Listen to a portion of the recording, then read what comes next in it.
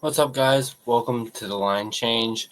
In this video, we're going to be doing something we haven't done in quite a bit of time. We're going to be doing a off-season trade target video, as this one has come to my attention. I believe it was Dave Hall who mentioned their name while I was speaking with him just yesterday, and it's an interesting trade target, and obviously, aren't a whole lot of trade target per se's right now, as the Canucks are more so looking at free agency, and one player in particular, obviously Jack Roslovic, has been a big name of discussion in Canucks land.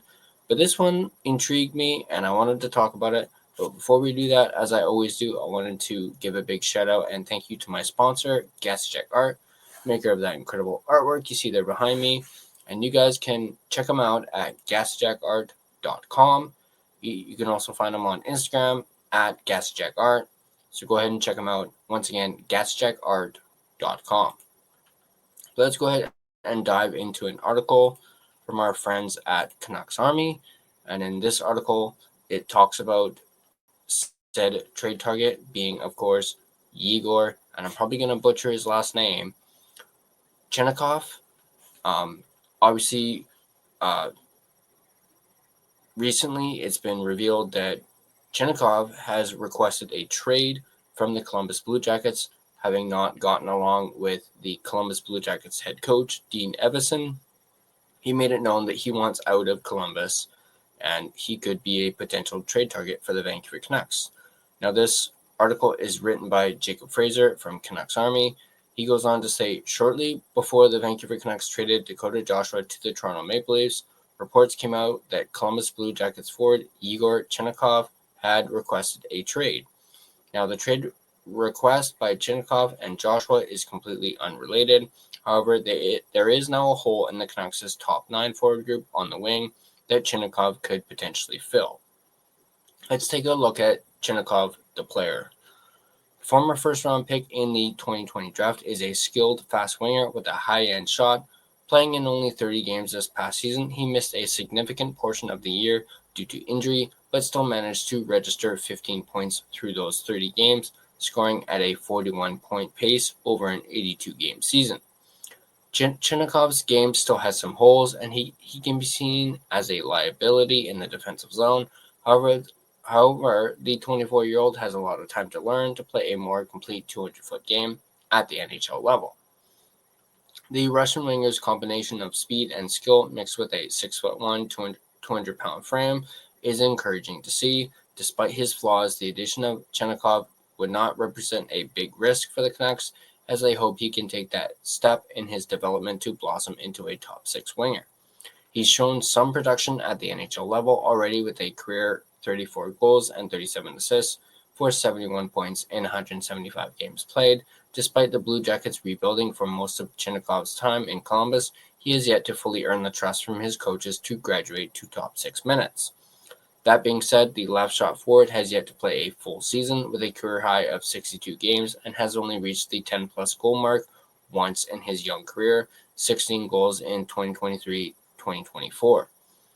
Let's take a look at the fit and how he fits with the Vancouver Canucks. The immediate fit for Chinakhov in the Canucks lineup is replacing Joshua on the third line, playing on a line with someone like Niels Höglander, who has the speed and skill to create offense with Chinakhov, could be a great way for the Canucks to add to their depth scoring. These two wingers paired with Teddy Blueger down the middle, who can play a defensive anchor role, could resemble the Blueger, Joshua, and Connor Garland line that dominated so often 2 seasons ago. Chinakhov would also be a very good addition to one of the team's power play units. His size and shooting ability would make him perfect for the bumper spot on the power play, using his reach and size to create space to then get his shot off from the slot. With the current likely power play group, Chinakhov would most likely slot into the second unit at first, but could very well work his way into the team's top unit. Now let's take a look at what it might cost the Vancouver Canucks to acquire Yegor Chinakhov. Chinakhov, having requested the trade, may limit the return for the Blue Jackets. Not only that, but he is in the final year of his contract with a cap hit of $2.1 million.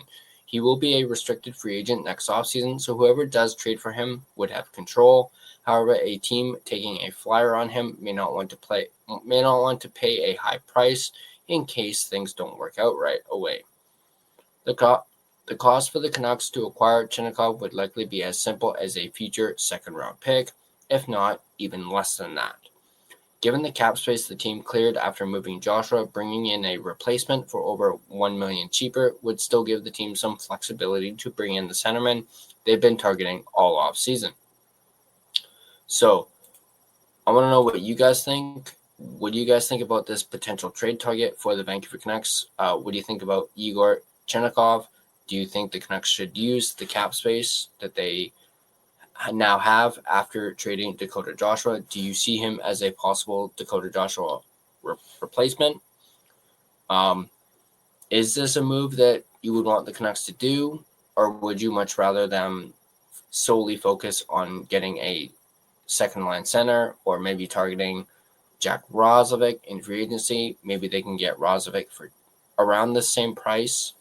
But yeah, I want to know from you guys, what do you guys think about this? Let me know in the comment section down below. And is Chinakhov a player that you guys would be interested in? Obviously, just looking at his production doesn't really work for me personally, although at the same time, I don't know too much about Chinakhov, and obviously just by looking at his production, this doesn't look like a good target for the Vancouver Canucks.